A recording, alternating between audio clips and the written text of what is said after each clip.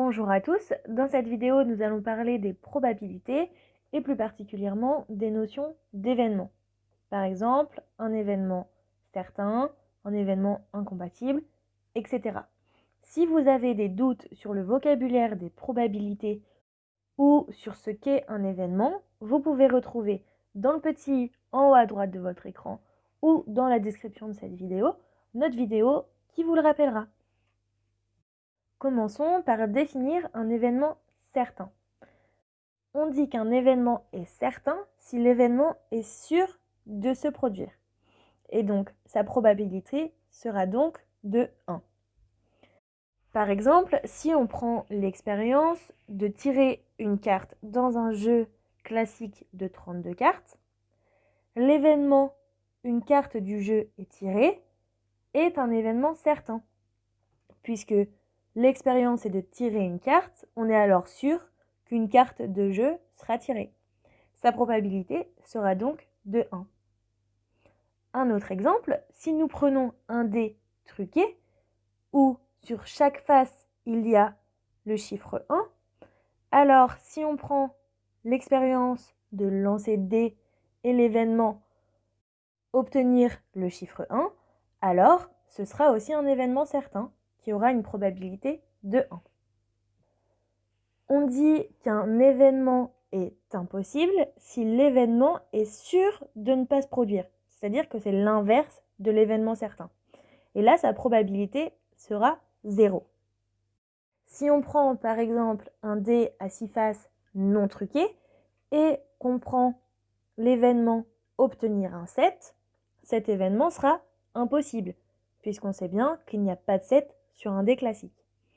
Sa probabilité sera donc de 0. Parlons maintenant des événements incompatibles.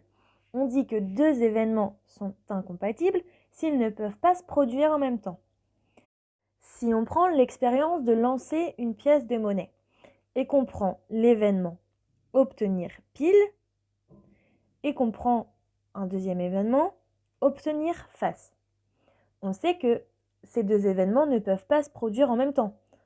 Parce que quand on lance notre pièce de monnaie, on ne peut pas à la fois tomber sur pile et tomber sur face. Ces deux événements seront donc incompatibles.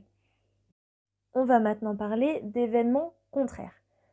Donc l'événement contraire d'un autre événement, c'est celui qui se réalise lorsque l'événement n'a pas lieu. Et si P est la probabilité d'un événement, alors 1 moins P, c'est la probabilité de son événement contraire. On va faire un petit exemple pour illustrer un peu ça. Donc si on prend une urne qui contient des boules blanches et des boules noires, on a un premier événement A qui est obtenir une boule blanche. On a donc un deuxième événement, l'événement A bar qui est obtenir une boule noire. Et donc l'événement A bar, on peut dire que c'est l'événement contraire de l'événement 1, puisque dans l'urne, il y a soit des boules blanches, soit des boules noires. Donc si on ne tire pas une boule blanche, on tirera une boule noire. Et la notation A bar, donc le A avec une barre au-dessus, c'est une notation à retenir, puisque c'est souvent comme ça que vous trouverez noté l'événement contraire. Et donc, si la probabilité d'obtenir une boule blanche est P de A égale 2 tiers, alors avec ce qu'on a vu au-dessus, on sait que la probabilité d'obtenir une boule noire, donc d'obtenir l'événement contraire, ce sera P de A bar, et ce sera égal à 1 moins la probabilité de PA, donc 1 moins 2 tiers. Et ça, c'est égal à 1 tiers. Et on peut conclure que P de A plus P de A bar, c'est égal à 1.